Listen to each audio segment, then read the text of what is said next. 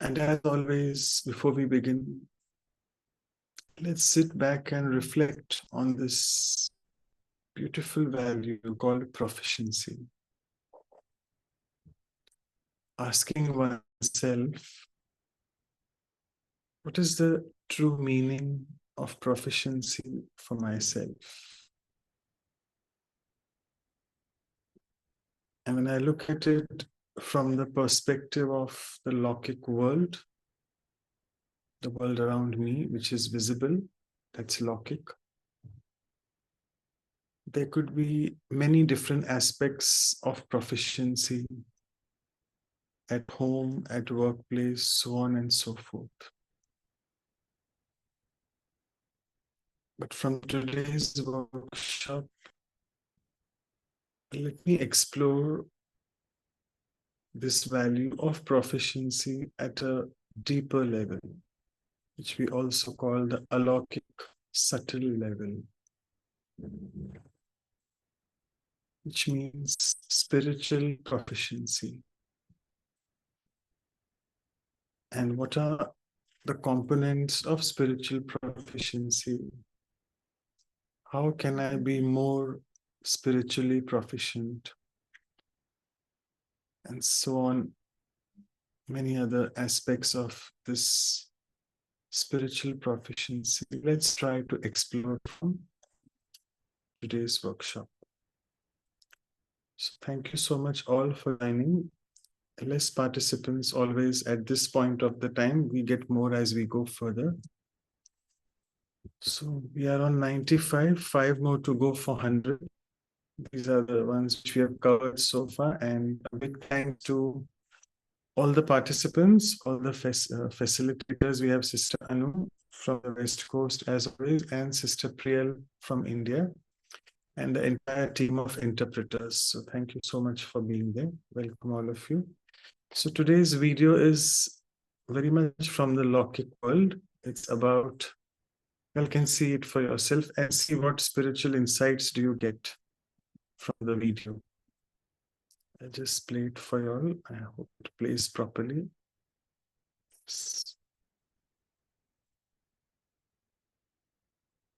I think until end is important to play. Do you want me to play the 1 minute, last 1 minute, or not? You, okay.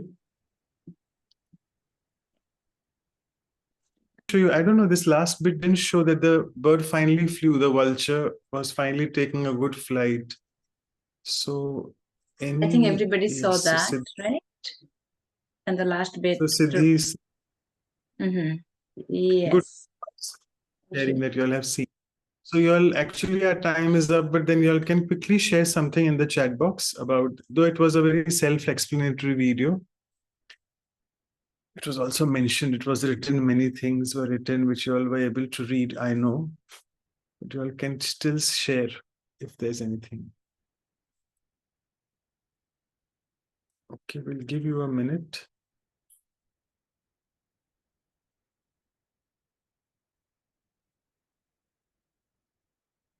Hope you all can hear me, all the participants.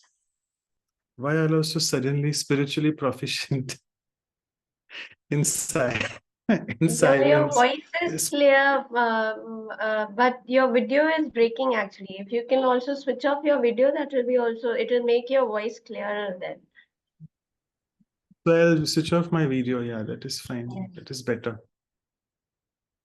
Yes, okay, I'm getting some, yeah. So Reina Ben is saying we regain proficiency when we get memory of our real self and the qualities. Yes. Is that better now? I'm not cutting off now, probably better. Yes, yeah. It's better, yes. Video off, yeah. And yeah, so I'm getting messages that it was a condor. Condor is not a vulture. Yeah, so it's a condor. Okay, I don't know. My knowledge about birds is not very good. Okay, yeah. So condor is something different from vulture. Good. So we'll try to explore that. Okay, and yeah, nothing more is coming up. Yeah, so I think you all have been given enough of time. And let's move on to the next activity. Thank you, Sister Reina, for at least being the iklota one for sharing. Over to you, Sister Anu. Thanks. There are a few sharing in the chat now. Okay, because everyone was disabled. Sorry about that. But yeah, Sanam and Michael are saying, I'll put in the everyone. That, so Manoj, you can read now. So you need an example to remember who you are. That's what Michael says from the video. Sanam says that a condor's nature and proficient of using his majestic wings. I missed the first bit. Yeah. So yeah, as we're moving on to the first exercise, as many of you might not have seen the full video, but the condor was injured, couldn't fly, but with having that big majestic wings, it took so long to really think that if it can fly. That's really amazing, I felt. What is that proficiency?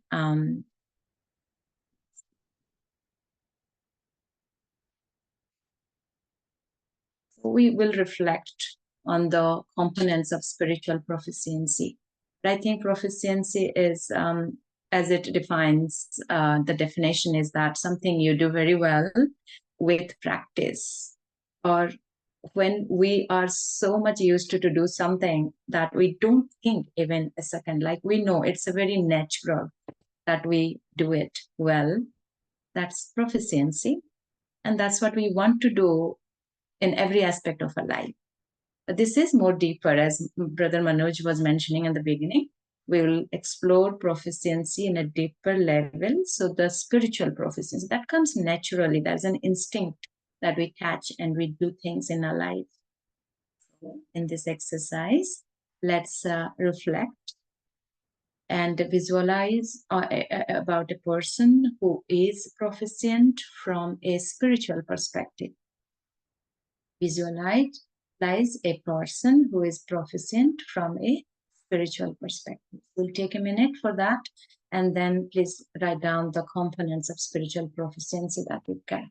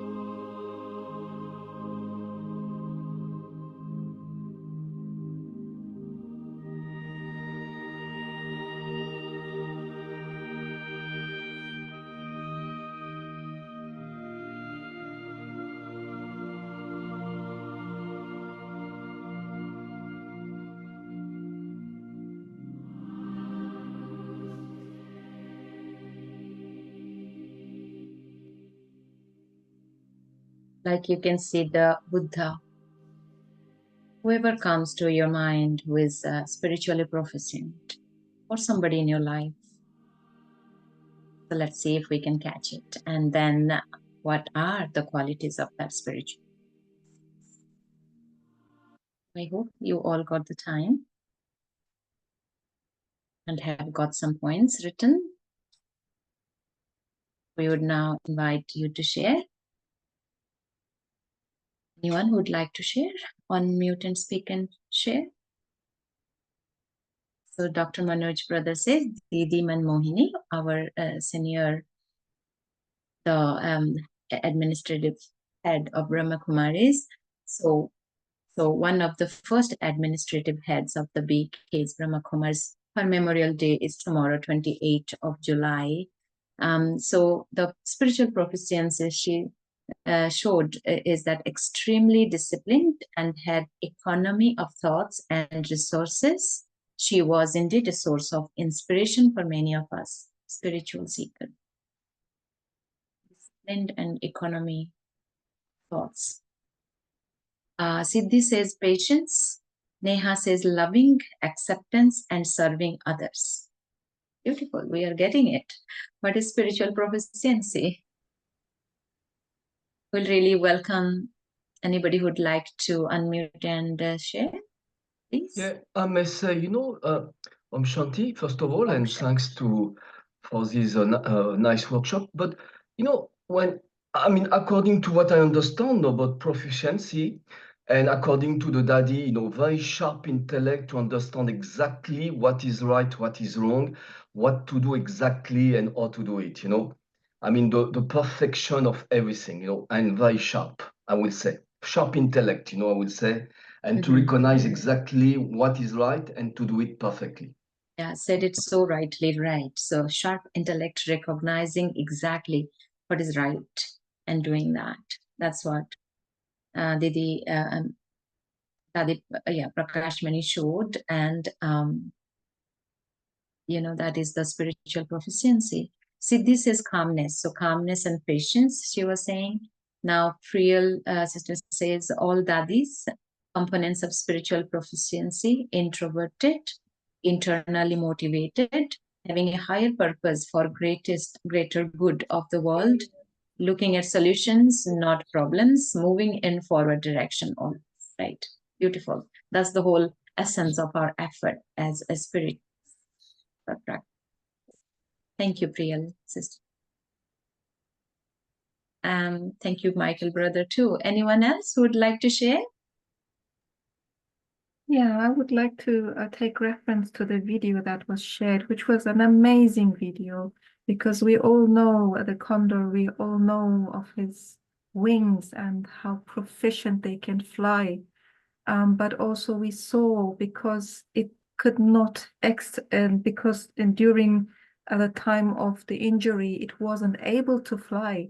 And I believe it is the same. I mean, with us, we know, we learn the knowledge, but if we do not experience and if we do not exercise it, that it can get lost and it can get forgotten, and we could feel a bit more anxious about using it again.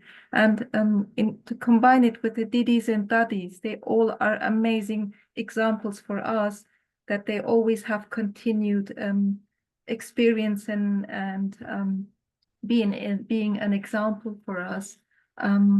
Thank you. Yeah, that was amazing video, definitely. Like how such a easy thing, like that's the nature of condor, and it forgot. When it forgotten, it couldn't fly with having the wings. So are we like that? That's the thought came to me, that we have wings to fly, but we are always caught in that little things of life. Beautiful. Thank you, Sanam.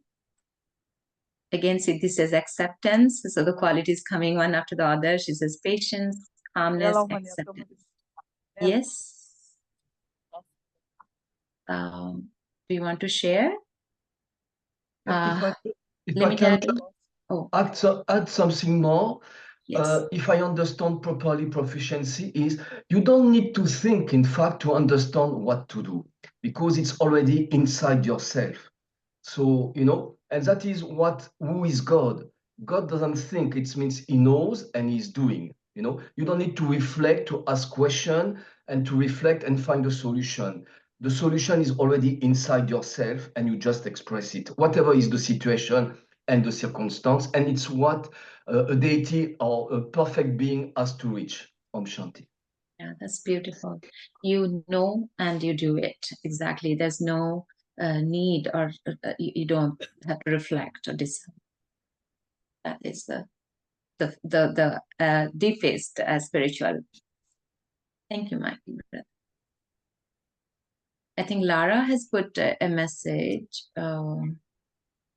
But yeah, he says the person she visualized, he is the one who really practices knowledge. Don't know whom she is referring to. But yeah. Anything else? Any other thoughts? Yes. Actually, what I think is if a person is very proficient, that person will be sensible. Like it was said in today's Murli's summary, that is SR. They'll be sensible, they will do the effort themselves, and they will be proficient enough to make others do those things. That is, they will have the sensibility and the leadership quality. And yes, all the Radis, Didis, Mama, Didi, all are there, but I didn't see them personally do what they did. I just heard about them. So one person I have actually seen doing this is my center in charge Didi. He's very young and on a worldly perspective, not very highly educated or anything, but she is sensible enough to take that leadership quality and do the efforts herself and make others do it as well. Mm-hmm. Beautiful sharing, yeah. Sensibility and leadership, as you said, and it's not really related with the worldly education, that spiritual knowingness. Thank you, Sister Anna. I think now let's move on to the next to go deeper into this value of proficiency. So if Brother Deepak, you could on the screen. Gulden says we have to know our capacities and abilities. Of course, and that requires us to know who we are. Like the the condor forgot it is condor, so it couldn't fly. So what do I think who I am? Depends on that. True, Gulden, thank you. So as you can see, we have gathered all these points about spiritual proficiency, the components. So Didiman Mohini, and she showed extremely disciplined and had economy of thoughts and resources. So that's the sensibility and leadership that came together. It was the inspiration, as many said, all the dadis, didis, as we may not have encountered personally, but hear of them, it really inspires us thoroughly. Patience, calmness, acceptance, loving, again, acceptance, serving others. These are the components of spiritual proficiency. And actually about the knowingness, inner knowingness that what to do, and it doesn't need time for us to think about it, but there is a clarity that what I have to do, quality that shows. And we have to know our capacities and abilities. Somebody said sensibility and leadership. In charge, the sister hasn't come. Thank you, everyone. I'll hand it over to Brother Manoj for the next. Okay, so thank you so much. I'll purposely keep my video off because I think I'm having a poor bandwidth. It's the monsoon season here in India. So let's go on to the next activity. And we'll try to dive deeper into the spiritual proficiency, how to enhance it in the last activity. Before that, we'll prepare ourselves to go into that action planning mode. So let's Manoj brother, I would suggest if you can share the screen, because when you're sharing screen also, it is taking away some of your bandwidth. So maybe you can share. That's Yes. fine. Okay, hope that's okay. Yeah. Okay, in the meantime, someone is still writing some messages. Okay, sure. Right. So hope it's okay now. I'm fine now. Yeah, okay, thanks. So let's take a deep breath in and out and try to look at this inner expert, the inner master. We all are those. Speaking of proficiency, it reminds us of the word expertise and expert. And I, the soul energy, is intrinsically an expert and a master in all the things which I do.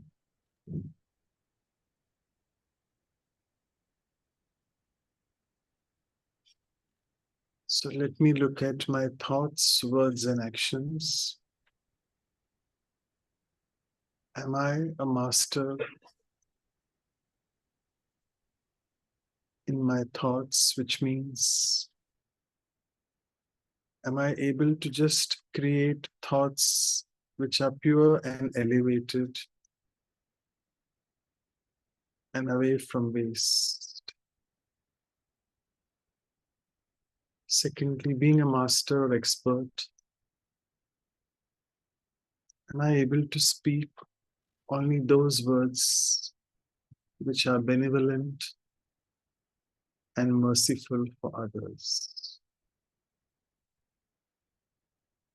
Have I developed this power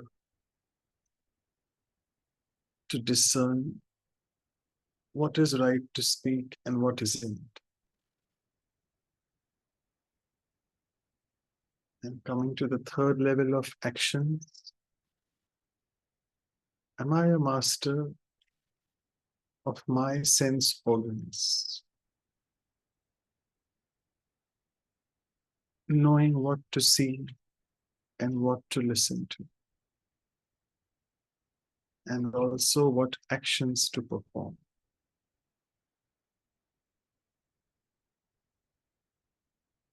So the more and more I practice being in solitude and introversion,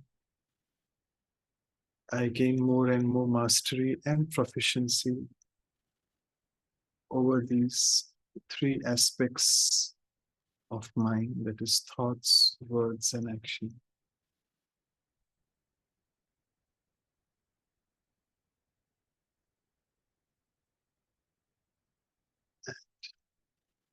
As I do so, I'm already proficient. Is there anything else? What are the other ways and methods by which I can enhance or improvise this spiritual proficiency? So with this, let's move on to the next activity. And over to Sister Priya. Thank you.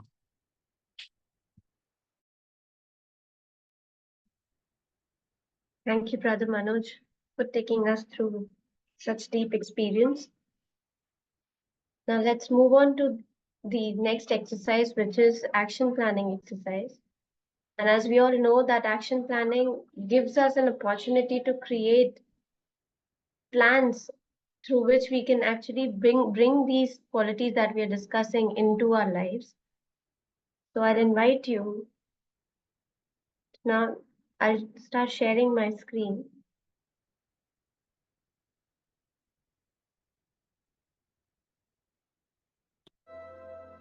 Think of various ways or methods in which you can adopt or enhance your spiritual proficiency. Take a few moments to think of practical things that you can do so that your spiritual proficiency gets enhanced.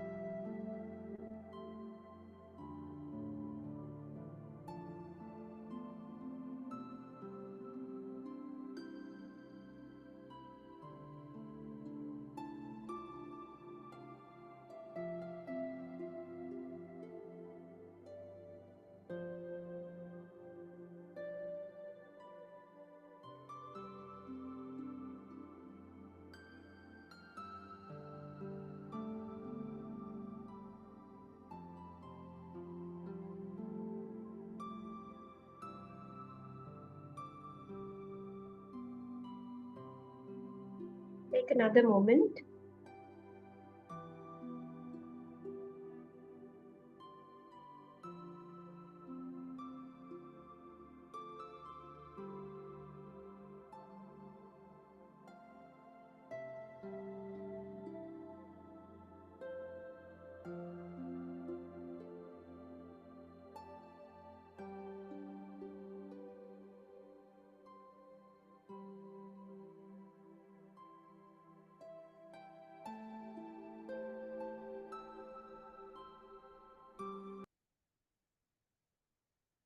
Okay.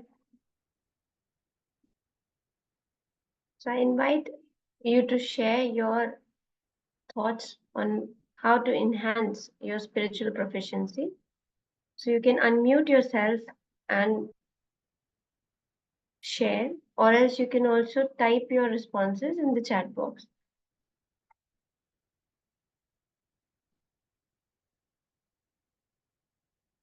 Anybody? Okay, I will. Yeah, please Yeah. go ahead. Okay, no, when we speak about spirituality, is the concept of to be, being. And as I'm following the path of Raj Yoga, we understand that to be is a soul. So for me, to be proficiency is whatever I'm doing in that awareness. I am a soul speaking. I see a soul in front of me. I speak to a soul. I consider the other as a soul. So all of this practice to make sure I maintain my being, my awareness of being a soul. So whatever is possible in my practice, just to see the soul in front of me, because uh, I mean, in my personal path, I feel that is the key for all achievement, and it's my feeling gradually which I'm achieving. I mean, in my own way, because we can say, you have the number wise of soul consciousness according to your power and your knowledge, and then your being is number wise according to these two quality. So, but the essence is being, to be, and to see the being in front of you, and to speak the being, to speak to the being, like that. So the practice more and more, and the awareness more and more. The soul, or everyone is a soul, and connect soul to soul. Okay, I'm Shanti. Thank you. And that is a very profound practice that we all need to do, is to practicing soul consciousness and being in that state of awareness of being who we are. Wonderful. Anybody else who would like to share? Please unmute. Yes, Brijpal Abhay. Please go ahead.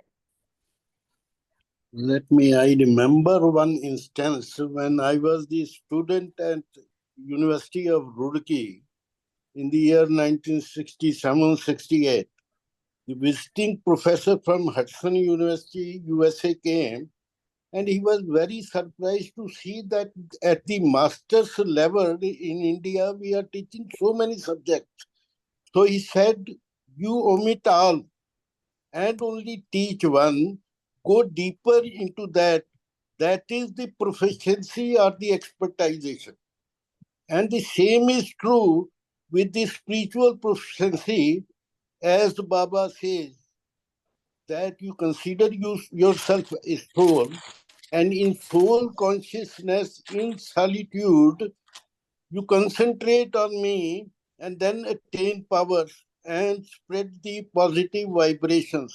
And this is to be done many times during the day, and then you will see wonders what you can do. That is expertization. Go deeper into the subject, and then you spread what the knowledge is in the universe and to the mankind. Om Shanti. Thank you. Thank you. Again, the same thing is proficiency, practicing one profound thing, practicing it every time throughout the day, going into solitude. That is what is going to make us spiritually more proficient. Thank you for sharing. Anyone else who would like to share? Om Shanti. Yeah. Yeah, please Om, go ahead. okay. Om Shanti. Very well said. You have to be in that soul conscious stage all the time, and see everybody as a soul. But doing all this, yoga is very important. Yoga. You have to fulfill your soul with that power of bliss, and then you can spread that power all around. Happiness, peace, and you have to show happiness through your face. And when you are with yoga with Baba, you get that blissful stage that everybody attracts to you. They will see that power in you, they will see that peace, all the souls will see that peace in you. And that we can attain only with yoga with Baba. Amrit Vela is important, so stay connected with Baba all the time. Om Shanti. Thank you for sharing. So the first thing was, as shared, was being in the state of soul consciousness. And then it is also staying connected with the Supreme Being so that you get filled by His powers. Amrit Vela means getting up early in the morning at around 4 a.m. and then meditating at that hour. So that is what was meant. Thank you for sharing. Anyone else who would like to share? Yes, Sister Yes. Ren. I think to be more spiritually proficient, we have to practically apply whatever is said in that day's study class. Okay, how much ever is possible. Okay, so that is one thing. And being in yoga, okay, when I'm silent, when there's nobody around me, when I'm in a meditative environment, it is very easy for me to stay calm and stay focused on the one Baba and all. But the challenge comes when the situations occur. Say, for example, there's a situation wherein I have to multitask, okay, handle a lot of things. So that would be my litmus test. Am I able to stay as calm as I was in that meditative state, in that environment, and in that solitude? Then if I'm able to do that, okay, I am getting it is, it is an indication that I'm getting spiritually more proficient. So again, I would suggest what I do for myself is take the challenge, okay, and the daily challenge. Okay, the study is one thing. Challenges are new every day. It's new, and every day it's a new learning lesson. So because it is said in Murli also that BA ka paper MA mein nahi aayega. So as you progress, whatever was earlier challenge, those challenges will not come. Daily it will be new. So I have to be open to those challenges and accept them, and keep a learning mentality. Okay, how to handle this and that. That way we can be proficient, I think, and that's what I do as much as possible. Thank you. So wonderful having the attitude of accepting situations and challenges as they come and then taking them and moving ahead in your life. Wonderful. I'll take a few sharings from the chat box. So BK Riddhi said, reading, that is taking knowledge, practicing, that is self-talk, and take analysis, that is keeping a chart and writing your chart every single day. That is how she would increase her spiritual proficiency. BK Dr. Jasween says, keep 1 day a week for extra study. BK Siddhi says, meditation, that is going in silence. Again, BK Dr. Jasween says, create a Murli chat group. So having people around you with the same intention can also help you increasing your own proficiency. Sister Anu saying, staying in silence more often, silence in thoughts as well. This helps me feel very calm, peaceful, and content. From that state of calm, all I do is beneficial to me and all. Wonderful. Nanda Kamli says, being in solitude. And if someone can please translate what Lara has said. So these are the sharings. And if I can add, how would I love to practice proficiency is by practicing to trusting myself, knowing myself first as to who I am, and trusting that consciousness of being pure. And after that, remembering that I am the master of my actions and not the results. So just keep on going and doing, practicing actions and actions and actions without really thinking about the results. So that is how I would like to increase my spiritual proficiency. So we've got the translation. Thank you. Lara says, after knowing and deciding what to do, discipline myself to do it and observe myself at each step while doing it or not giving up on myself and meditating more. Wonderful. So from all the sharings, one thing is like that has come up is to paying more attention to your own inner state of being, taking power from the Supreme, keeping our own chart, accepting the challenges, moving ahead, practicing solitude and silence and calmness. So these are the sharings. Is there anybody else? We've got 2 more minutes. So if we can have a sharing for a minute and then a summary. So is there anybody who would like to share in brief in a minute?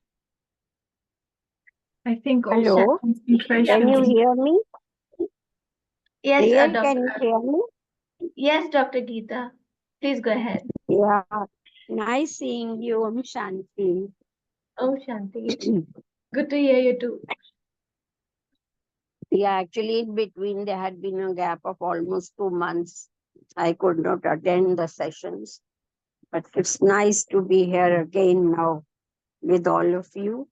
And whatever has been said is, I mean, those are the things which really help us concentrate on ourselves and know ourselves better. But after learning that, I think during these sessions, we should try to find ways and means how these values we can simplify and give to the people around us. I mean, non-BKs or all the people who come in contact with us. So this is what I thought would be added to that. Okay, thank you. Thank you for sharing that. I'll take one short brief thing from Senem as well. So Yeah. Senem, please go Thank you. ahead. Yeah, I just wanted to add the concentration we had today in the Modi Ekagrata. That is most important because we can get distracted so easily. But just one thought, one remembrance, and that's it. Thank you. Thank you so much for sharing. Now, can we have a short brief summary so that then we can move ahead? We are already late. I'm sorry for that. Okay. So, so this is the brief like summary of what all of us have shared. Powerful sharing, which we all can apply to increase and enhance our spiritual proficiency. And the key is again keeping awareness, practice, practice, and practice. Thank you everyone for sharing. I'll now hand it over to Dr. Manoj. Okay, so thank you so much. So I am now on a faster device and I hope I'm not breaking anymore, but I've switched off my video. So in the meantime, let us just do a few announcements that people who have joined new, if you all can please share your email addresses and your WhatsApp numbers to Sister Vidhi and Sister Anu if you're not comfortable sharing to everyone. And we can send the review materials to you. So I did this announcement. Hope I wasn't breaking. Let me know. No, No, we could you're hear. clear. You're clear. Yeah. Okay, good. So I think this is working better because I just wanted to have control with myself while presenting the summary slides. So let's go further. So we have 2 beautiful souls. Can you all see the photograph here of Sister Dipti and Sister Gopi? Because I can't see. No, it's not visible. It's not there. Okay, so I thought maybe my connection has again gone low, but it's not there. So sorry. Apologies. So we had 2 beautiful souls. Both have been the coordinators of the IYF, the International Youth Forum of the Brahma Kumaris, which is an international program which is running for the youth. And I think as we speak, people have started celebrating the youth dates, either end of July or first week of August. So what they had to say is about the stages of proficiency. So first thing is we need to be aware. I mean, that's the word which is very overrated word. People use it very often. Be aware of yourself. And they said, be aware of what needs to be changed in myself. Because all of us, if you remember, like in the strength, there's a character who is, I don't know, I forget his name, who says that Dushasan and what is his brother? Duryodhana, yeah, that's the one. So he says that I know what is good for me, what is right for me, but I don't have the power, the courage to be on the right path. So all of us are aware of quite a few things in life, and we know what are our weaknesses, we know what should be changed, but we don't know what's the method. So at least that's the first way, that if I want to become proficient and expert, I need to be aware. Second stage is practice, practice, and practice, which all of y'all have been sharing in the action planning. And once we do practice, you all know the proverb, practice makes man perfect. So that's the third phase where we can then attain perfection. And once we are perfect, you automatically become an expert in that. She also mentioned, Sister Gopi, that proficiency is when something reaches a very subtle stage, because actually this value, though it sounds like I have to be an expert in materialistic things, physical things, but that's what Gopi Behan said, that it's more of something at a subtle level. And once I am in that stage where I am in the subtleties of my soul consciousness, then I begin to vibrate at a very different frequency. And I can really open my big storehouse of all the jewels of knowledge which I have, all the treasures which I have attained through spirituality. And I just have to keep using each and every treasure. Merely just sort of revising them and giving a lecture, trying to share points will not help me inculcate that. I really need to keep using them. So if I'm able to access these inner treasures, then it's like she said, opening up doors for many others also to vibrate. Because if people see me using those values, becoming an embodiment of those values, they get inspired and they also vibrate at the same higher frequency. And as Sister Priya was also mentioning, I remember this, both sisters also mentioned that focus on your practice rather than the outcome. And as Gita also says, in Hindi we say karam karo, phal ki ichha na rakho, which means you do your action, but don't really be influenced by the outcome, or don't have a set outcome. Because many people, I mean, particularly in the Brahma Kumaris, when you start meditating, you may not have the same experience every day in meditation, which you have, say, for example, today experience, and the next day you're also yearning for that experience, but you are not able to get it. And then you become so frustrated with yourself. And that's the reason you block your energy. So let's not focus on the outcome. This I just gave you one example of meditation. It could be any other examples whereby I become so outcome conscious. Let me just be more soul conscious and keep practicing it, because otherwise it will block my energy. Again, Sister Gopi mentioned that proficiency is very fluid. I'll read the second point. For something to become healthy, it needs to be circulated. So this energy of I being a master, at Brahma Kumaris, we are taught this beautiful balance. And we are taught here by the Supreme Being that you are a master, but also at the same time, you try to become a child. And we should not be so egoistic that, yes, if I'm a master, it is this way it should happen. And if it doesn't happen this way, then I get disturbed. So mastery is not something static. It has to be in a fluid position. And whereby the most important key is consistency. I need to be consistent in my effort, persistent in my effort. And this practice, which we are all speaking about since practice will help us to keep the energy of soul consciousness open. And then we will then enter a domain of or space of giving.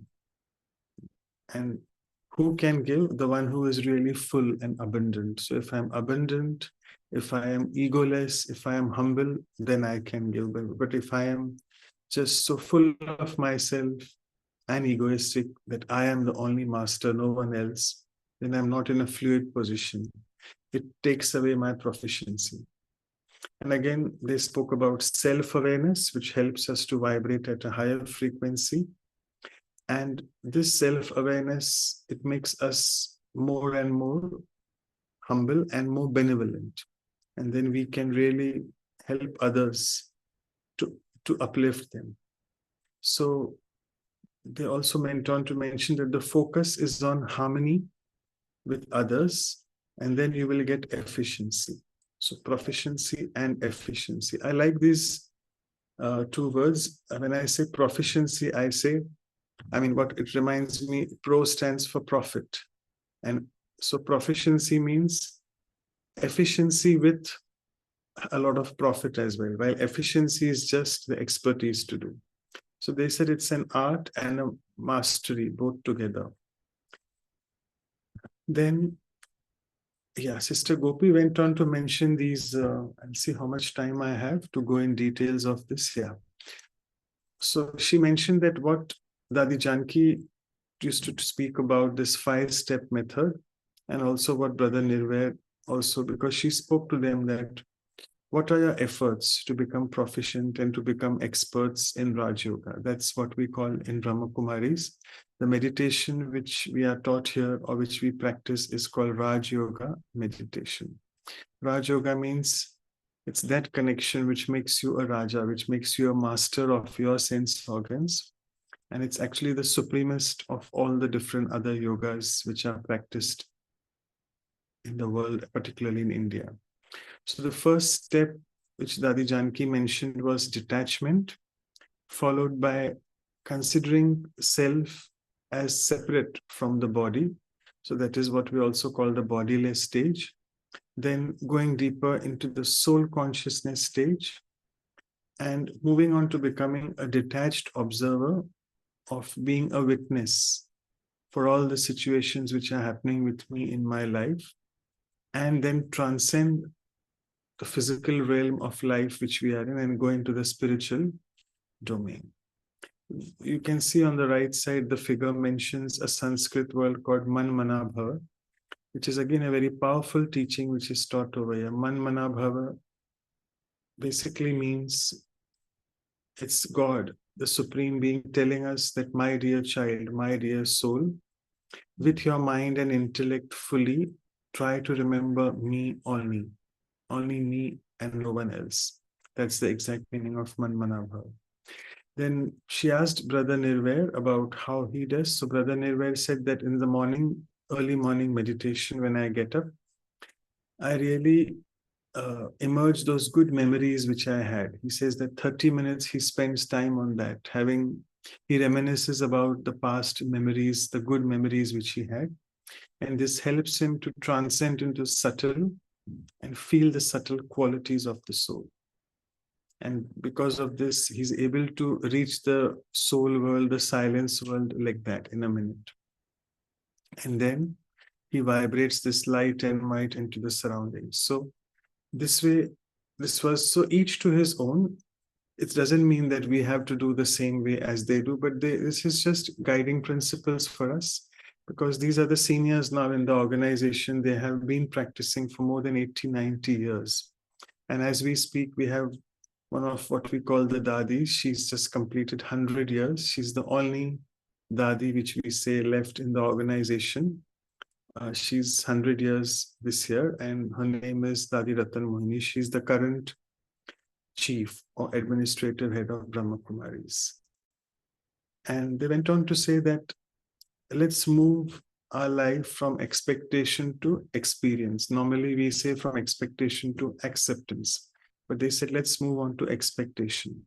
And a person who is spiritually proficient will not speak about me all the time. It is about we, that how can we achieve, because the consciousness has moved now from the limited to unlimited.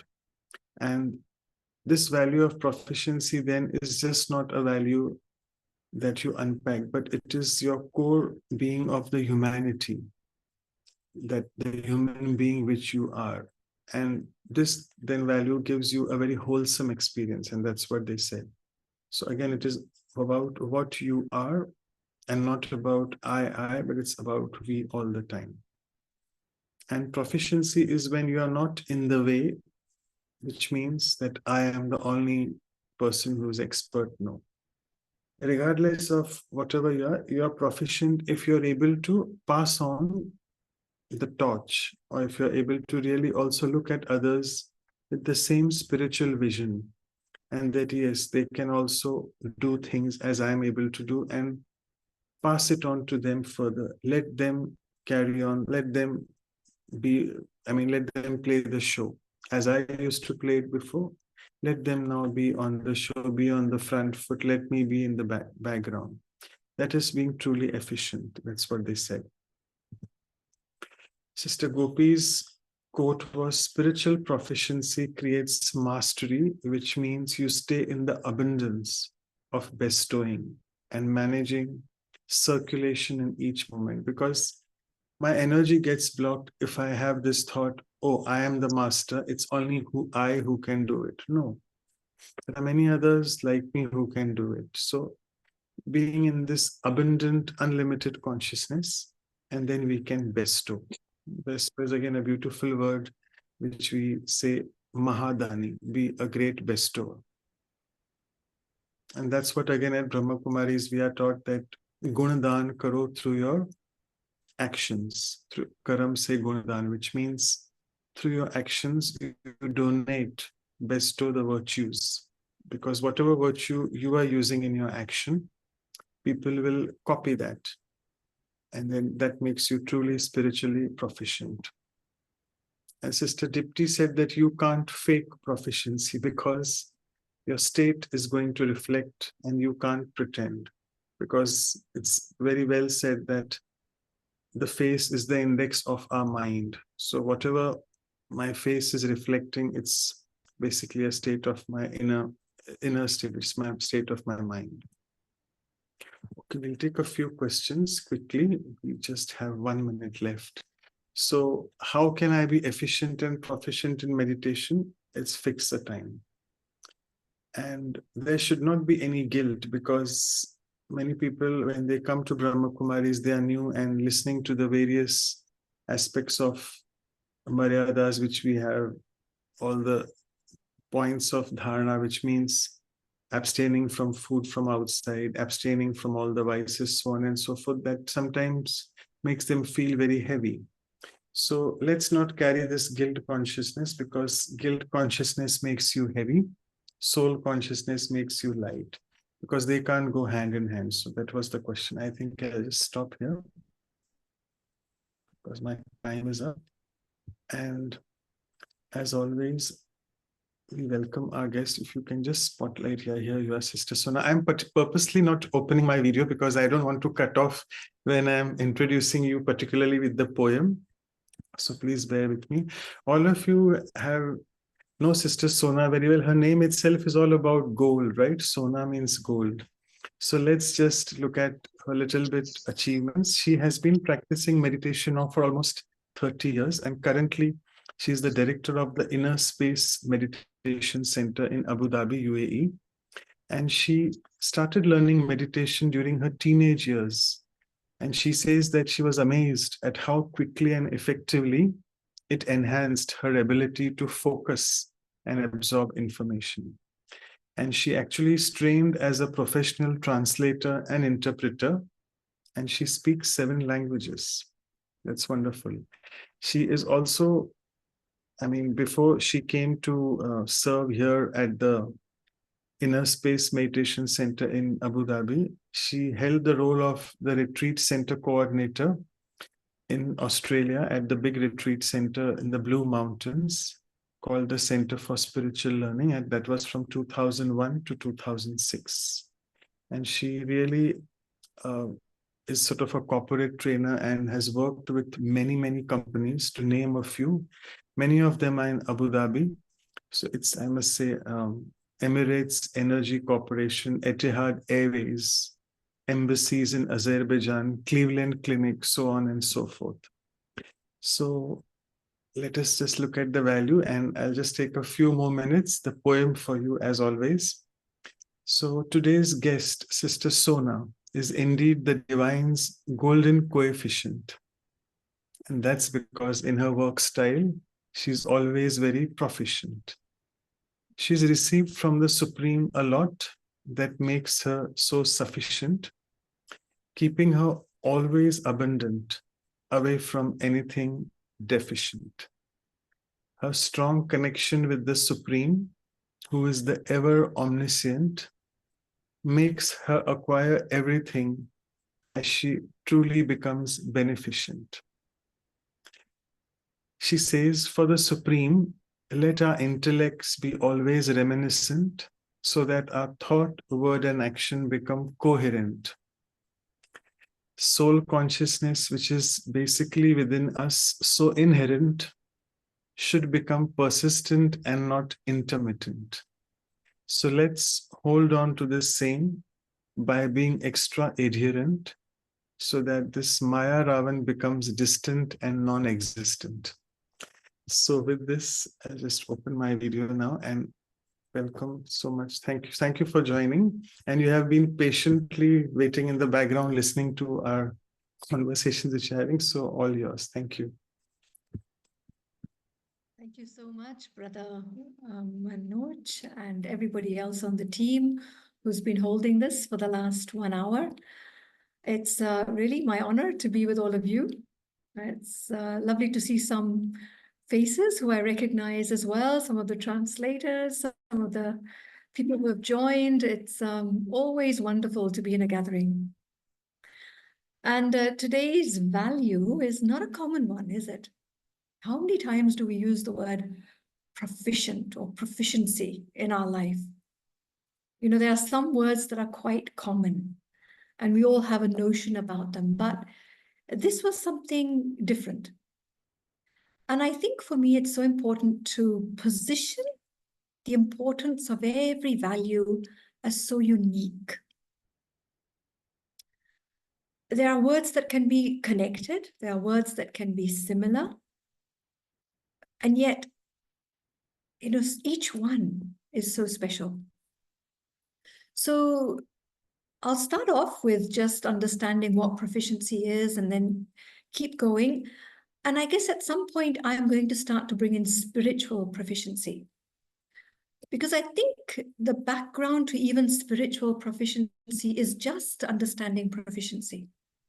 Then we can take it into, well, how do I apply this into my spiritual life and my spiritual journey? So what is proficiency? If you say somebody is a proficient translator, if you say someone is a proficient doctor, what does it mean? It means that they have a very high degree of skill. So a person demonstrates proficiency in, and then there is a certain area of life. Just as we beings on a spiritual journey would be expected to be proficient spiritually. And we'll come to what that means later. But it's like having a very high level of skill or ability. So some of the synonyms would be words like to be an expert, to be very adept, you know, to be able to do things which need high level of focus. This is what it means to be proficient. It is connected to having great knowledge, not just knowledge, but extreme knowledge, great knowledge, and with the knowledge also experience. So it's not just about head information, and it's not just somebody who practices something, it's putting both together that then develops a skill. It's like a skill set, really. So the competence that I develop from having the knowledge and then practicing and gaining experience, put those things together, this is proficiency. Now, I wanted to compare them with a couple of words that actually came up in the poem. And just see how each word is so different. Proficiency is not efficiency. Efficiency usually can be defined as the ability to achieve a lot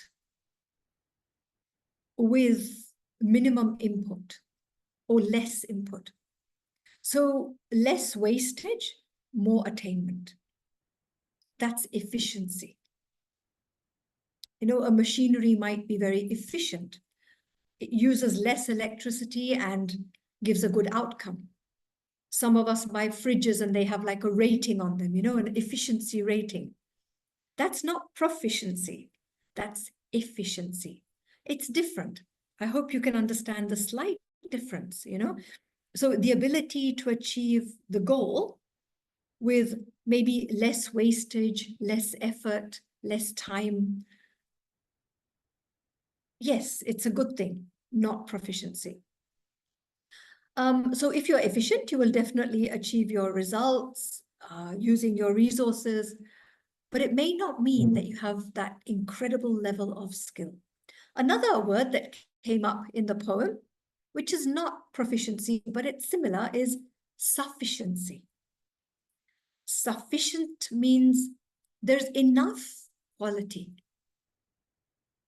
Sufficient means that there is enough of something, enough amount to manage.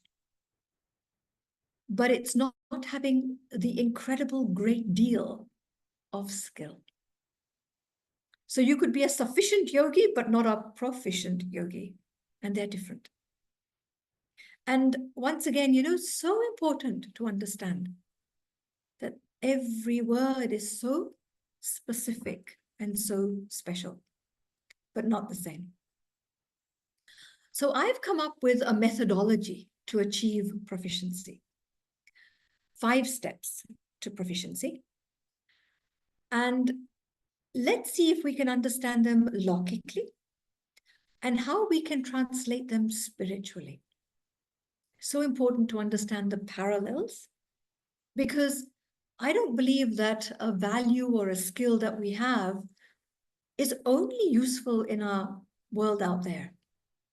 Anything that you're good at, you can actually translate it for your inner self and your inner growth as well, isn't it?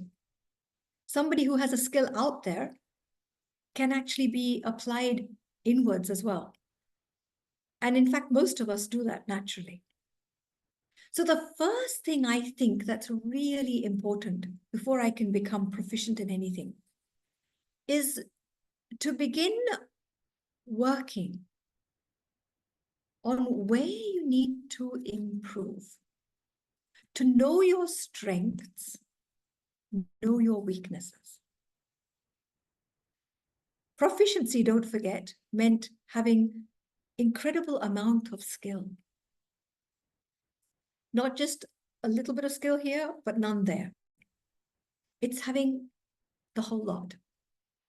And you know, some of us in our spiritual life, we tend to be very good churners, very good head people, good at giving classes. So gyan or knowledge, information churning is very good.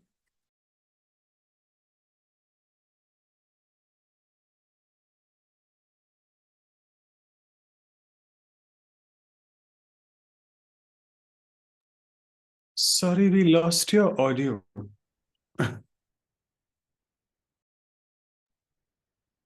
So sorry, no idea why that happened. Okay. All right, I'm glad you told me. So where did you, what did you hear? Did you hear the first point? Yeah, Evaluate? just the last sentence, yeah. Okay, all right. So we were talking about evaluating myself, understanding my strengths and weaknesses. Because don't forget that proficiency is not sufficiency. It's not just being pass mark.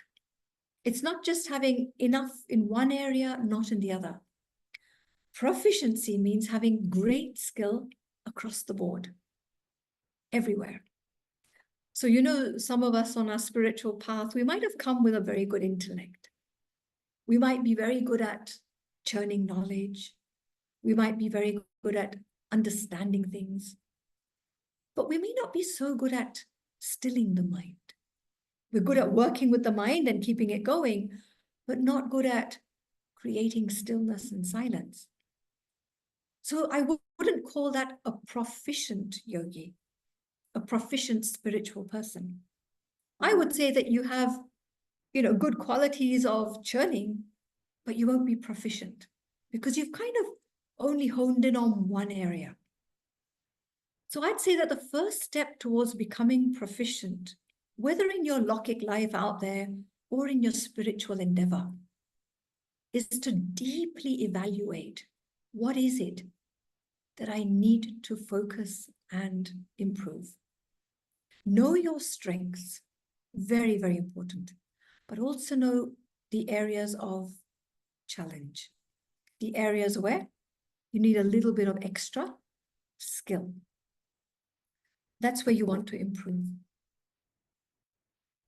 And let me just give you 30 seconds to do that now. If you think about your spiritual journey over the last year or 2 years, and if you gently ask yourself, what areas am I really good at? I mean, generally in the Brahma Kumaris, we have 4 areas to look at. And broadly, it's good. You can sort of evaluate yourself on the basis of, am I good at churning, understanding? Am I good at holding my mind and intellect still, which is what we call yoga? Am I good at actually taking Gyan and yoga and being able to reflect on my life and apply them? Or do they remain just as head knowledge and information? So that's the third subject. Am I able to make them real? Can I imbibe them into my life? Some people are very good at that. They're good at taking a concept of Gyan and going, that's interesting. Now, how can I apply it? Some people aren't that good. They go, well, it sounds good, but what do I do with it? You see? And then, of course, there's the fourth subject, which we all know about and love, which is passing it on, being able to support the lives of others, or in other words, service. And for some of us, it's natural that we like to pass on what we know. For some, it's natural to pass on who we are and what we've become. And for some, they're quite shy and perhaps don't know how to reach out. So I'll give you 30 seconds to evaluate, what am I good at? And what do I need to work on for my own spiritual proficiency?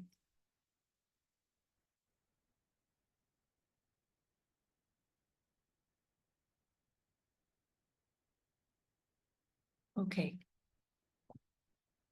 So next point.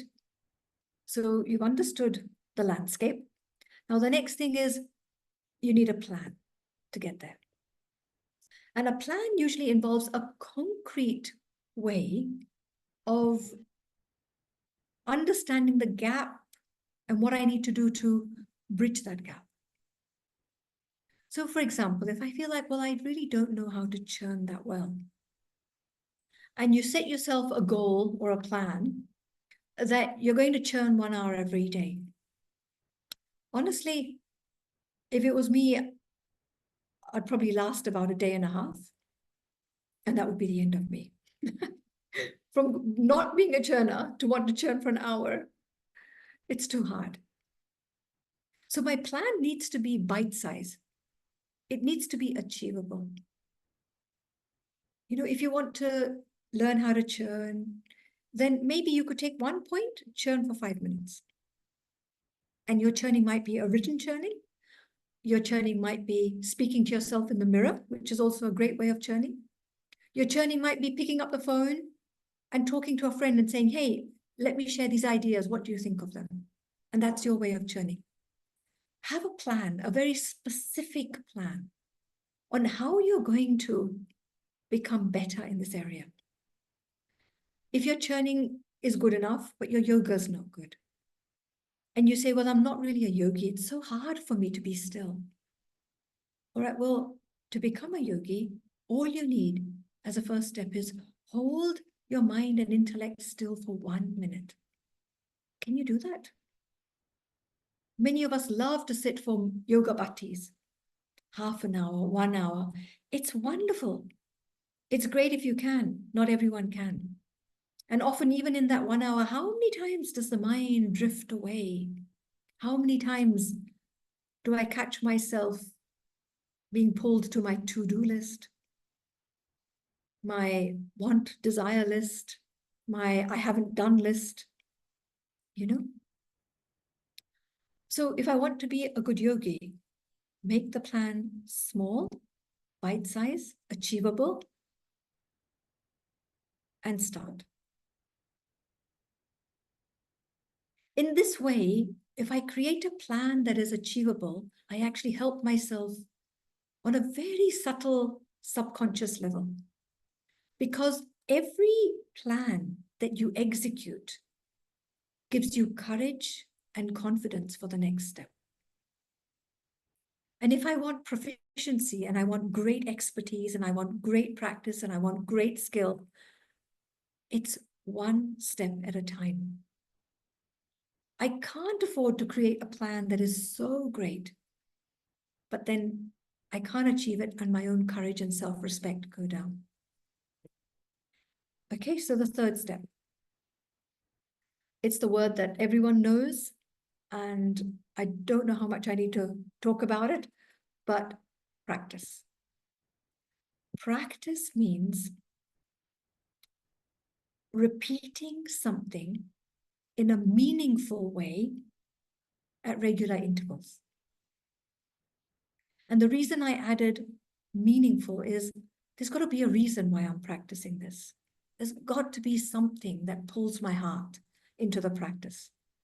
If not, it ends up being so monotonous, I end up not wanting to do it after a while.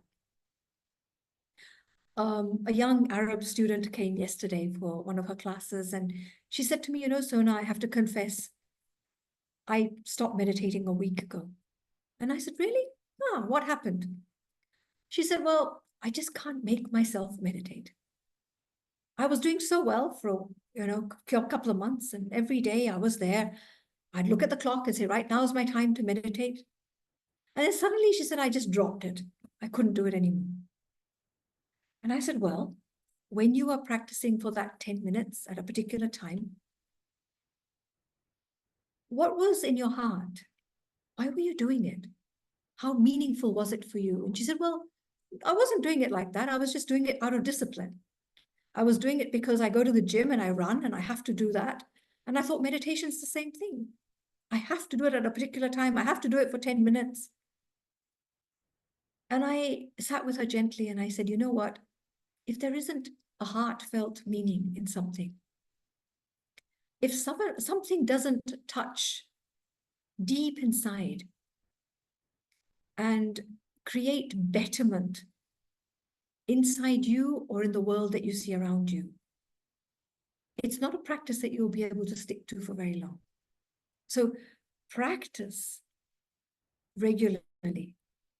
Practice from your heart. As you practice something, you solidify the habit. As we know, the more hours or the more effort that you put into anything, the better you're going to become at it. Practice makes perfect. I think that probably applies to every single language.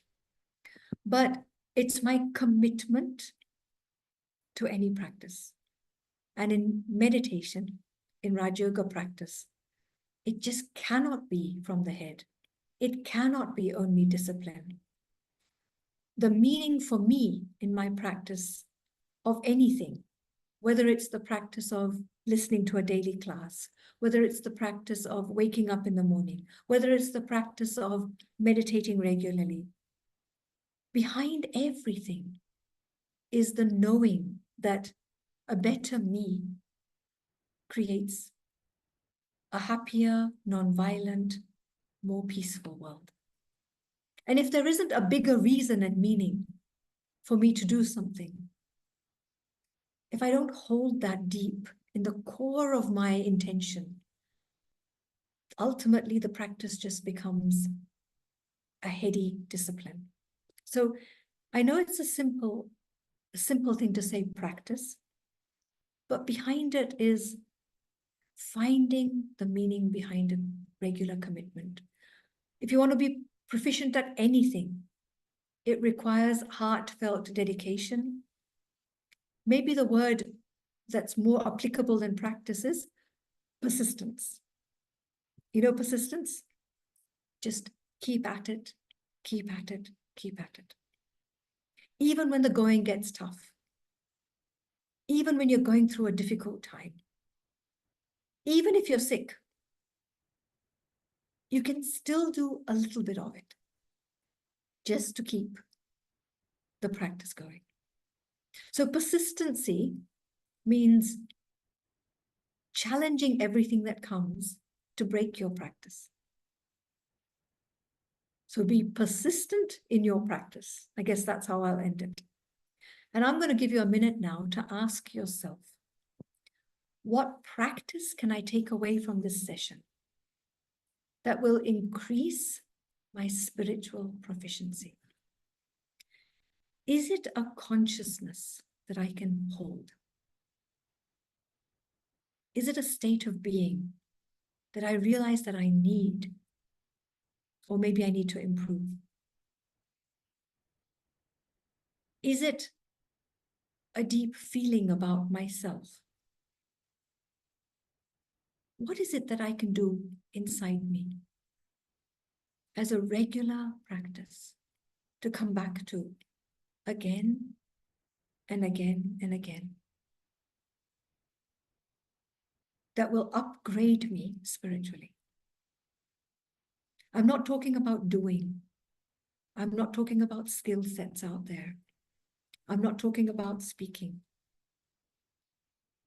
Because when something is spiritual, it's all to do with the inner work. So I'm asking you to find a state of consciousness, a state of being, an awareness, a feeling that's something more than what you do today. Something that won't change or break if the world outside you fluctuates. Maybe you need a little bit more compassion. Maybe you need to be a little bit more patient.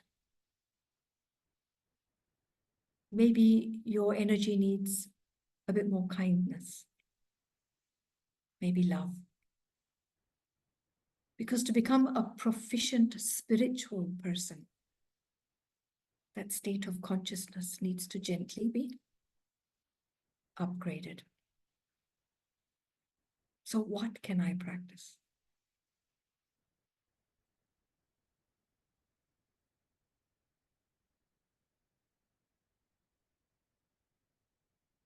Okay, so then I'm going to come to my favorite one. And that is to find a mentor. For many people, a mentor is someone they check in with regularly. Somebody who you deeply trust. Someone who is very honest with you. And who won't just pat you on the back all the time saying, oh, you're doing brilliantly, when what you actually need is someone to tell you where you can improve. Find someone in your life, a spiritual mentor, who can actually be very detached. And when I mean detached, unemotional with you. And who can just be there as a sounding board to hear you out. When you want to discuss something that's not shifting inside you, or a particular area where you need some help. And honestly, I'll tell you, having a mentor, having a friend, and maybe not one, maybe many. You know, maybe you have a community or a group or a WhatsApp group. You might have a regular check-in group. You might go to class, to a center every day. And so the group that you're with there, they might be your mentors. I don't know.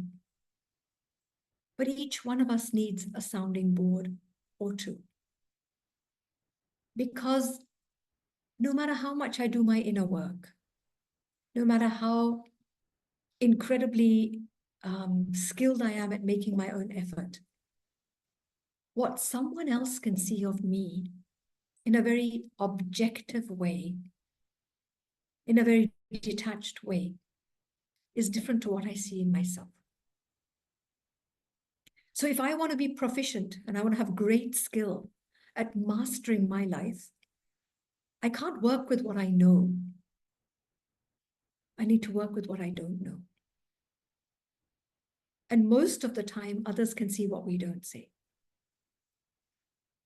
I mean, I can use this example. It's probably not the nicest, but have you ever met someone and you go, God, if only that person knew that they're so bad in this area. You know, you see someone, oh, if only that person knew how much they upset everyone around them. If only that person knew what kind of energy they keep spreading. And you wish that they knew what you can see in them.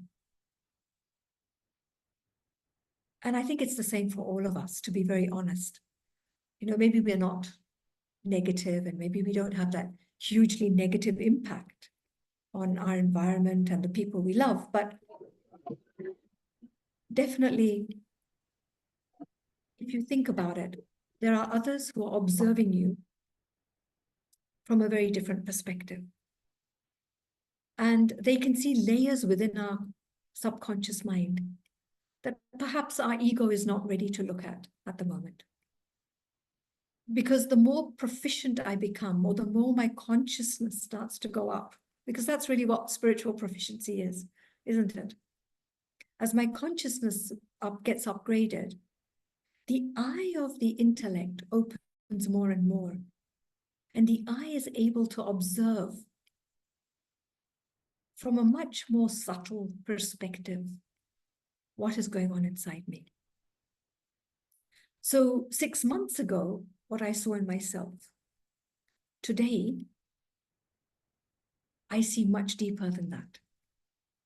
Maybe 3 months ago, what I actually justified and said, well, obviously I have to behave like that. What do you expect? The situation was like that. Today, I would say, no, I can do better. I could have done that better. And there's no justification because the ego has dropped and I'm looking at myself from a much deeper perspective. But you can fast track this.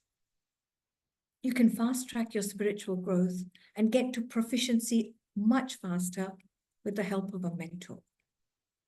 So find yourself someone and tell them and say to them, look, can you tell me something about myself that I don't know that might be worthwhile me looking at? And see what they have to say. I must say, to have a good mentor and to have that open discussion requires 2 things, a lot of humility and a lot of courage.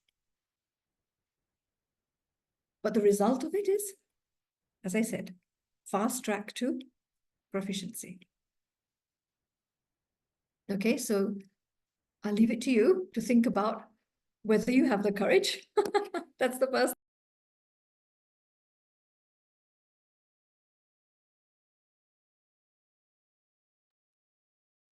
Again, you went off, sorry.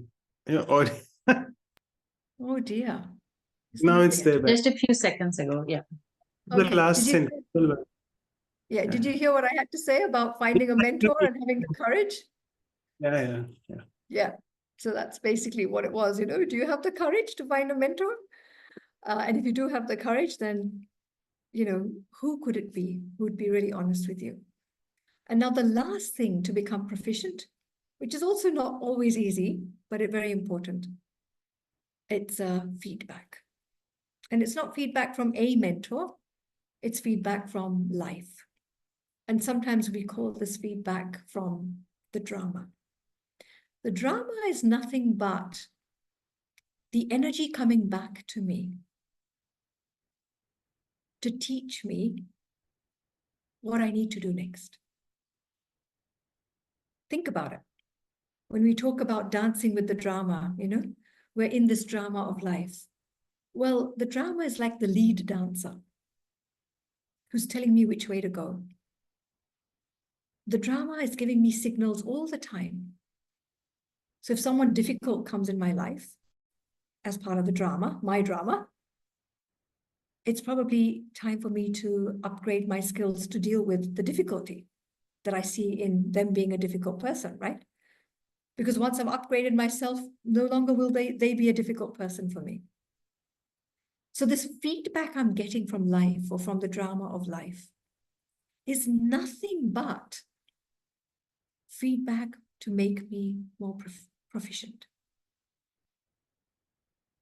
And if we were really honest with ourselves and we see the kind of feedback coming to us, you'd probably be able to work out what you need to work on next.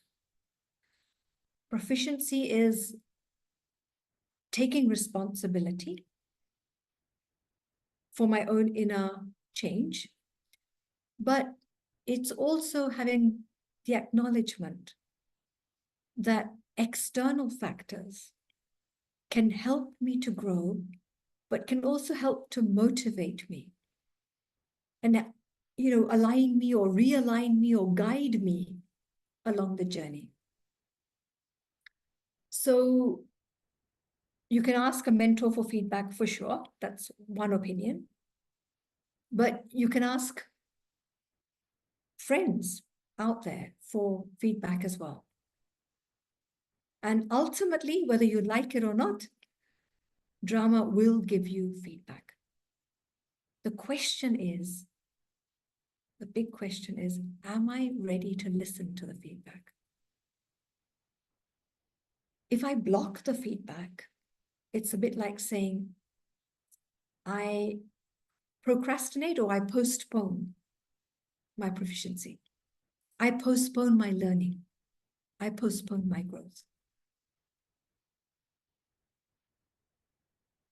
And I think many times when the soul feels overwhelmed, you know, that I've been learning a lot and I've been growing a lot and I kind of feel like I've been fast-tracked for too long.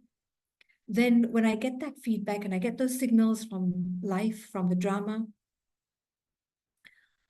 I just feel like saying, you know what, I'm done. I can't learn anymore. So then we start with a very unique game when we don't want to listen to feedback. Do you know what that game's called? I'm sure you all play it because I do as well sometimes. It's called the blame game. When I start to push the blame of the feedback on someone or something or the drama. And I say, well, actually, it's not about me because I don't want to grow anymore. And what's happening in the drama, what's in my path, what's in the way is because of someone else. If they weren't there or if this wasn't there, everything in my life would be fine. But this game that we play, the blame game, actually stops the growth, stops the learning, stops that fast track to me, gaining spiritual higher consciousness. So another thing you can do is, if you want feedback, get into a group with people. Create a group of people who want to make the same effort. And try to do one practice together. You know, often we say we have a bhatti or a retreat or something like this. Or we say, oh, let's have a practice over so many days, you know, 15 days, 31 days, or whatever it might be. And the reason we do that is because when we check in with each other, we learn from each other, especially when you're practicing the same thing together. So say everybody says, right, let's practice proficiency for a week. And let's check in with each other on these 5 steps and see how we're going. You'll probably find that there's so many areas that are similar to others, which gives a lot of comfort. And it gives a sense of, well, I'm glad that I'm hearing others are struggling in this area or finding this difficult. And I'm glad to hear that others have overcome a particular area as well. But it also helps to open up the mind and intellect to areas you may not have thought of. So feedback from others and feedback from life. Are you listening? So quick reflection question. think about your last 1 month. Maybe you'll have to go back 3 months. I don't know. Think about a test that keeps coming to you again and again and again. The test may not come in the same way, but somehow it triggers the same thing inside you. Because the test is actually not what's coming from outside. Your real examination is managing what is triggered within. Think about something that you get triggered in quite regularly.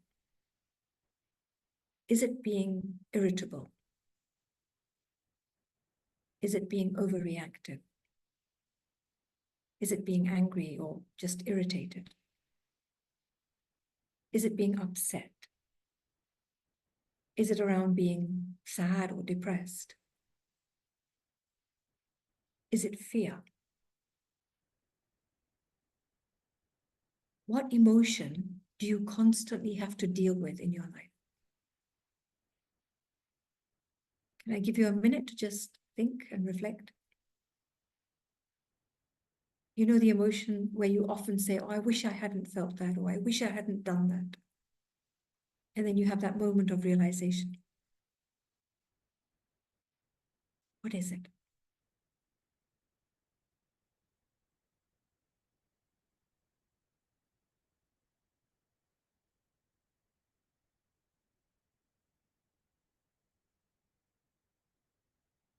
What is the feedback that life is giving you? The area that you need to focus on? A lesson that you need to learn? Maybe an area that you need to grow in so that you can become truly proficient internally, spiritually.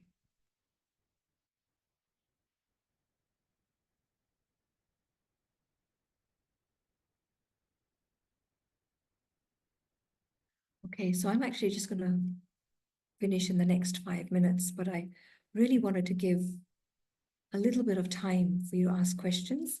So if you do have questions or comments, if you would like to sort of start typing in the chat box now, and I'll come to them after I finish, after 5 minutes. And I would also like to finish with a few moments of meditation, which is so precious, reflecting on some of the points from today. So, proficiency. It's having great skill at getting to the very best consciousness or vibration of the real me. Proficiency is having maximum influence just through my own being. Influence to inspire others, to rise up to that highest potential, the highest level of consciousness of who they are. And as each one affects the next and the next and the next and the next, we create more spiritually proficient souls in this world. Proficiency is also the inner skill, the great art of being able to see myself so honestly and with so much integrity that I never deny my areas of challenge, weakness. At the same time, I never lose sight and I never lose the vision and the trust and the faith in the highest me, knowing that the highest me is much greater than any weakness that I might need to face or that might be part of my journey, part of my tests. Proficiency is that incredible ability to not just hold my highest vision on myself, but to hold God's vision, the vision of the Supreme, on everything and everyone at every second. To know that every moment along the journey, every second that ticks away in the drama, is the best it could be, and that there is only benefit, only goodness, only amazement in it, for me, for others, for all. So, dear friends, proficiency on a spiritual level.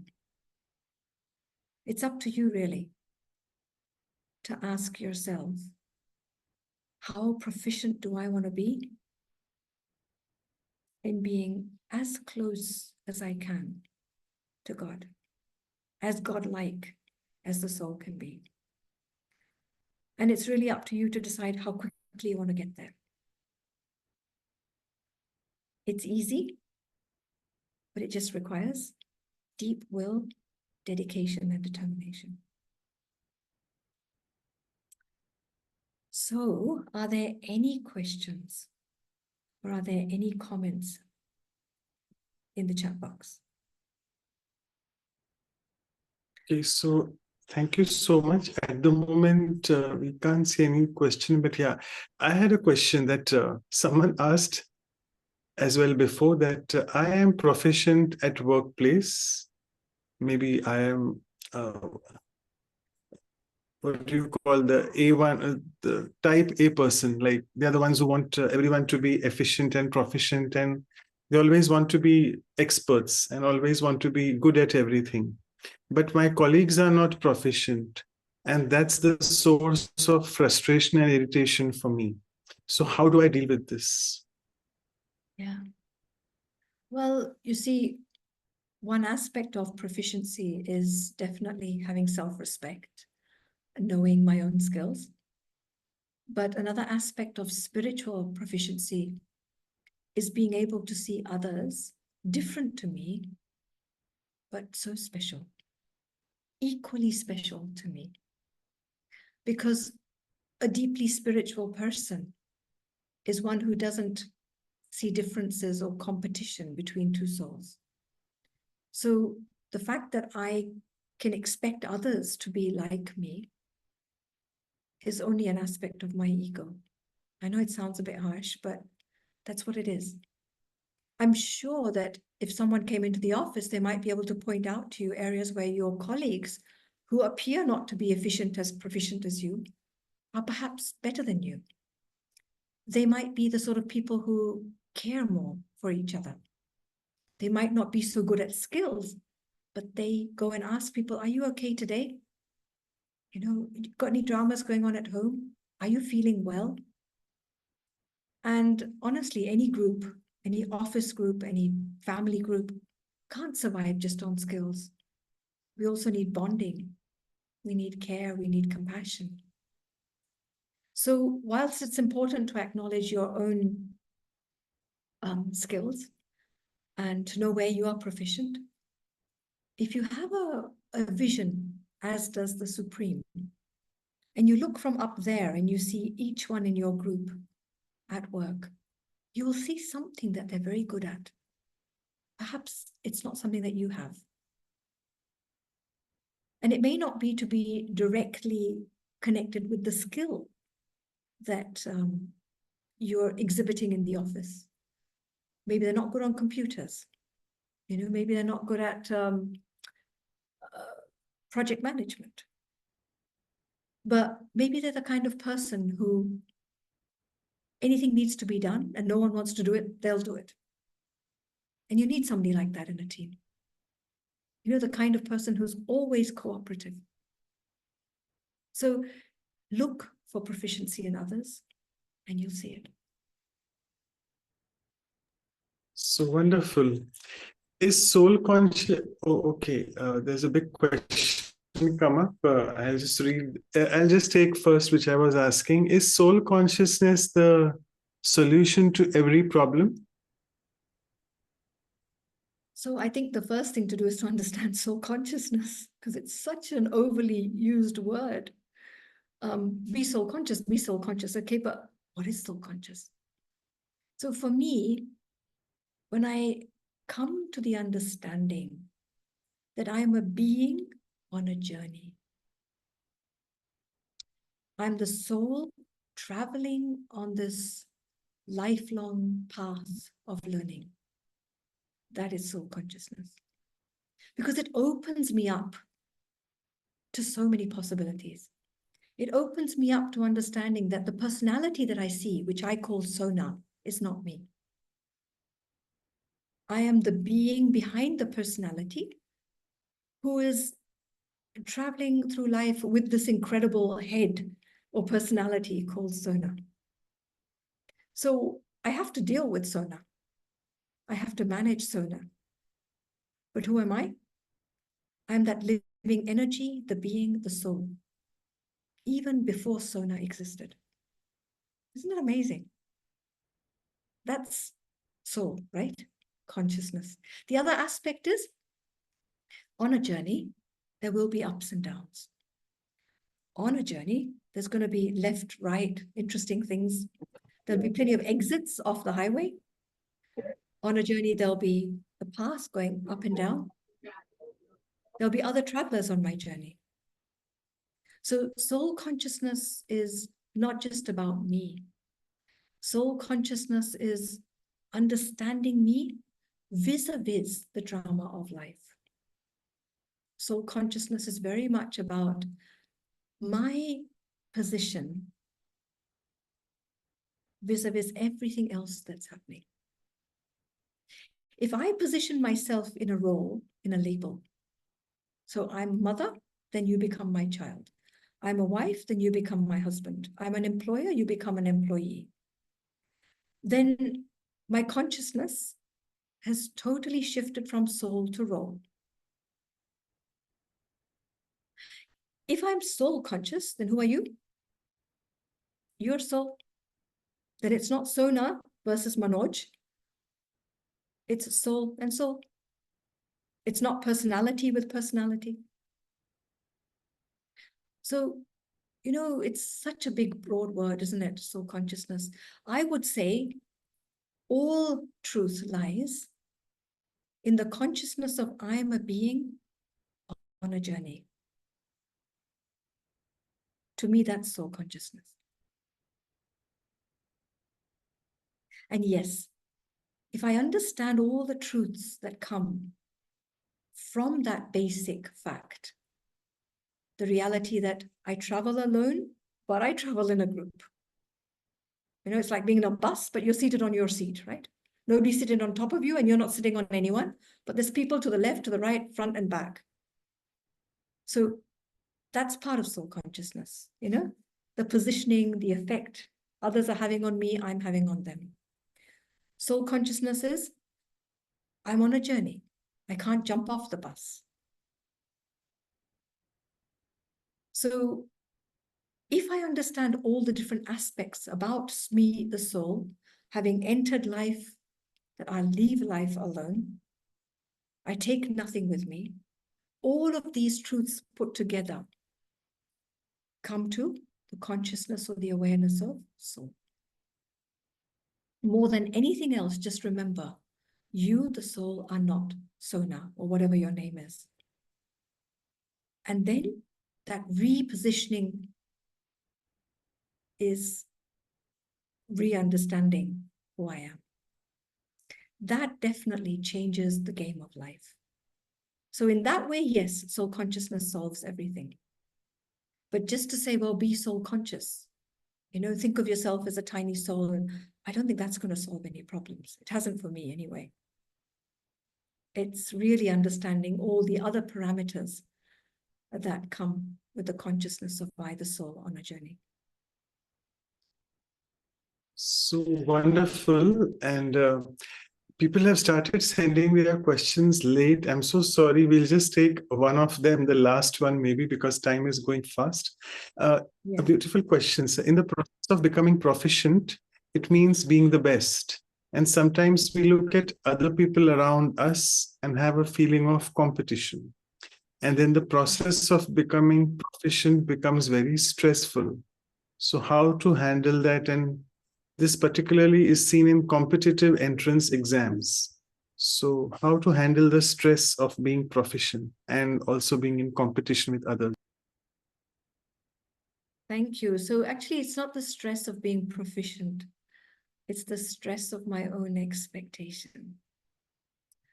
And it's not even the stress of other people's expectation of me, because people will have expectations until the day you die. Unless you're living with such super duper yogis who have let go of expectations. But I don't think any of us live with a bunch of them. So people will always have expectations of you. The real trick is not to take those expectations in and then have expectations of yourself.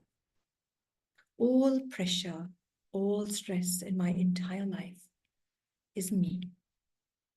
It's me putting pressure on myself. Maybe you've learned to be influenced by other people's expectation of you and then to sort of apply it to yourself, and that's fine. That's just something that you've learned, that you've been exposed to on your journey. It's a matter of unlearning that. It's a matter of realizing that I can only do the best of what I can do at this moment in time. You know, when I was a child and I used to come back from exams, especially when I had my report card with me, and Mum would look at it and she'd say, well, so maths was good, but English wasn't so good and whatever. And then she'd say, did you do your best? And I'd say, yeah, I did. She said, well, then deal over. There's nothing else to say. If you've done your best, there's nothing more you can do. And so I think it's not about me competing with others. It's not about me competing with what I want to have done or wish to have done. It's just me accepting I've done my best. And if at every moment of my life, if I just keep patting myself on the back and saying, you've done your best, all stress, all pressure is gone. And if you don't get into the entrance exam, the universities that you want to, if you don't get into the job that you want to, it doesn't matter. You're still a soul. Life goes on. You'll find something better. Don't push yourself so much that it affects your health, your mental health. The first health and the first thing to look after is your peace of mind. If that's there, everything else will fall into place. Wonderful. So soul consciousness is also the answer for this question. Great, in one way. Okay, so yeah, so I'm sorry I'm switching off my video just to save the bandwidth. So I'll now request Sister, and thank you so much. It was a wonderful conversation. People are sending comments about how they liked it. And now I'll request Sister Anu to please share the vote of thanks. Over to you, Sister. Thank you. Thank you, Brother Manoj. And yeah, our senior sister Claudia and Dr. Mehta are not able to join today. So I'll just echo a few of the words that you shared. I'm sure each of us here are greatly benefiting today. Proficiency is, what I got is like being able, that also needs the courage, being able to see myself honestly, analyze, and be ready to change. And the steps you have given perfectly, I'm sure will reflect through and take benefit out of it, plan ourselves. And also I liked it, you said that being able to see others as equally as special as I am. So that is the soul consciousness, no competition, and also repositioning myself accurately as a soul in the whole big, huge drama that's going on around the play. And having courage to have a mentor, to be able to take the feedback, to open myself up fully, to take feedback, honest feedbacks, and change myself.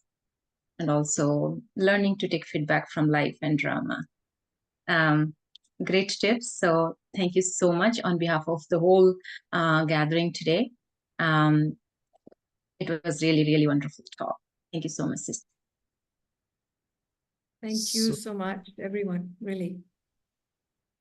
So thank you once again. And before we move on to the concluding meditation, I'll just share the screen and do the quick announcements. And all of you just be ready for the photograph as well, which Sister Anu would be taking in the next minute. So as always, we are finishing the month of July. We are having a very senior administrative head, one of the first ones. That was Didi Manmohini. And we covered the value of transparency in the first week of July. So we are having the silence retreat. We always do that over the last month and the last Sunday. That's tomorrow for India, which means next 12 hours from now. So morning 8:30 to 10:30 a.m. for India time. The West Coast would be 8 to 10 p.m. And please feel free to join in, though this is exclusively for students, Brahma Kumari students who practice Raj Yoga, but ones who want to have the flavor of how to dive into the depths of silence and helps us in inculcating the value in a much more better way. So please feel free to join. And then we move on to episode 96, which comes on the next weekend, Saturday. It's on accommodation. We have it in Hindi as one of the Shakti's powers. We call it Samana, also Anukula. And we have our two senior sisters from the USA. Sister Geeta, who will be joining from LA. She's along the west coast of US, very senior instrument there. And Sister Hemlata, another very senior instrument from Trinidad, the Caribbean. So both of them will be having a conversation on accommodation. And followed by that, we have another instrument from USA again this time, the workshop on accommodation as we're having today the workshop. So it will be Sister Tina, who will be joining from Global Harmony House in New York, USA. And that will be on Saturday, 10th August, same time. So we'll be, don't worry, we'll be sending you all the invitations as well and reminders on WhatsApp. And this is our elegant calendar for August. So hold on to for the next episodes. We'll be covering, fortunately, 108, not 100, because that's a beautiful figure we felt. So these are our websites and our playlists. And feel free to email us, share your comments, feedback, whatever you feel, please feel free to do that. And everything is recorded, so you can just go online on vihasa.in, or these are the playlists directly. You can click on them directly. We'll be sending you these again in the review materials. So don't worry, they'll be all mentioned in the review materials, which we send it to you all. I'll just stop sharing the screen now. And Sister Ani, you can just quickly take the photograph. So everyone, please open your video if you want to be in this beautiful photo with our dear sister Sona. I'm sure feel yourself as you are and let that proficiency, that true love and smile come out. So everybody, have you opened your video? I got So it. it's Thank you. so you can see that there are so many souls who are there sitting and listening. At least for the photograph, they are owning their videos. That's good to know. Okay, so now we move on to the closing meditation and over to Sister Sona for the same. Thank you. Okay, so now just drop your pens, your phones, just sit comfortably wherever you are.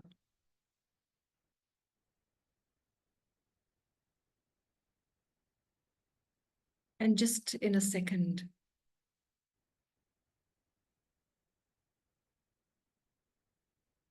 feel your awareness, your consciousness, upgrading itself. Just as an angel has wings to fly, imagine you, the soul. The awareness you have is a being of such beauty. Imagine that, being able to lift itself into the unlimited. I, the soul,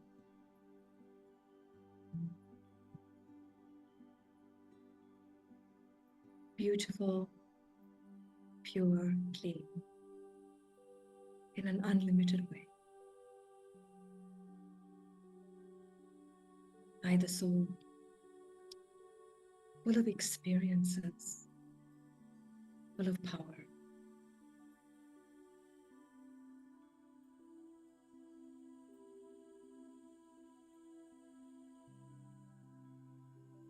Full of the wisdom of having lived a spiritual life, learned so much,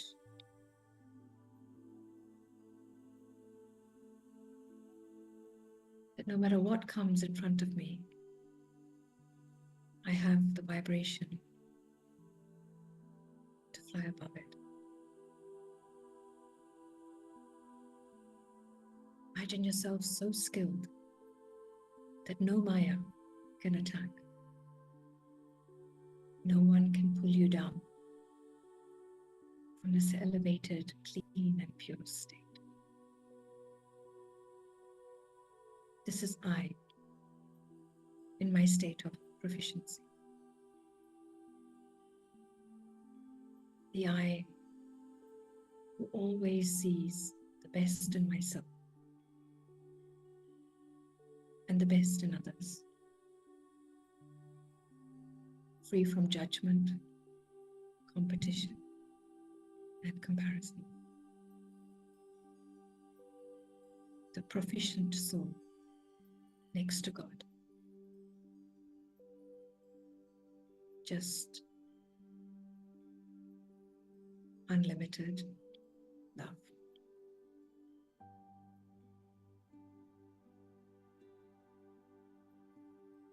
This is what it means to hold proficiency within the self.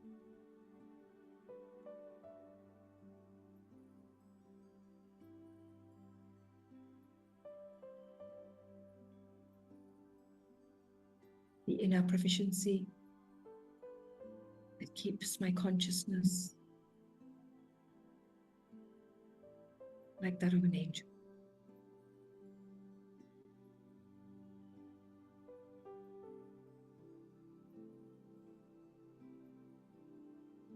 And now as you resettle on your chair, bring that feeling and that consciousness with you.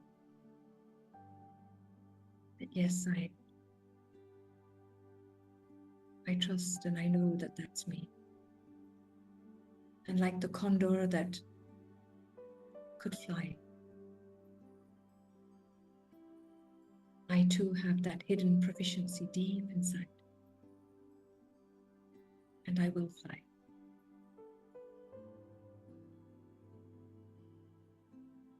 With God's light and God's presence.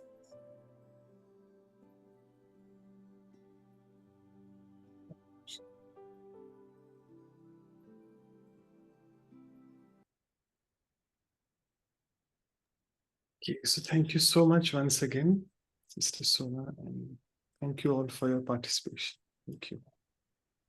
Thank you. Thank you. Thank you.